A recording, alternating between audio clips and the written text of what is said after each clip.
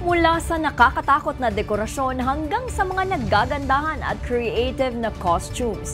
Iba ang sayang hatid ng IBC sa pagdiriwang ng Halloween ngayong taon.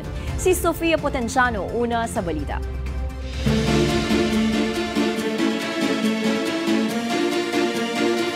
Nagmistulang spectacular wonderland ang bawat sulok ng Intercontinental Broadcasting Corporation o mas kilala bilang IBC.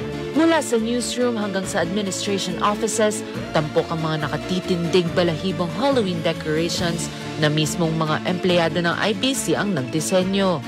Bida, hindi lang ang mga kids, kundi maging ang mga kids at heart na nagpakitang gilas sa kani-kanilang creative costumes.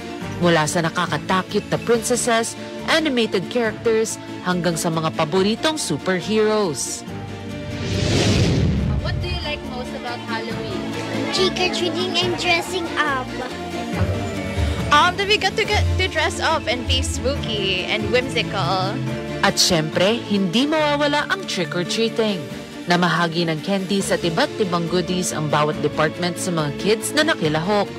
Ayon kay Mommy Gina, empleyado ng IBC, higit pa sa kasiyahan ang dala ng selebrasyon dahil pagkakataon din ito para makapag-bonding kasama ang kanyang pamilya.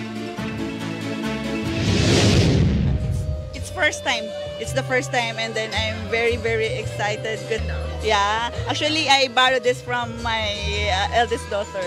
So always support naman for the kids. Para naman kay Janice, isa ring empleyado ng IBC, nostalgia ang dala ng Halloween celebration. Nung bumalik ako sa pagiging bata, maalala ko nung ako ang nanghihingi ng mga candies at makasama ang aking mga kaibigan. Sa pamamagitan ng Halloween celebration, muling pinatunayan ng IBC na higit pa sa paghahatid ng balita, layon din itong maghatid ng saya, inspirasyon at magandang alaala sa bawat pamilya.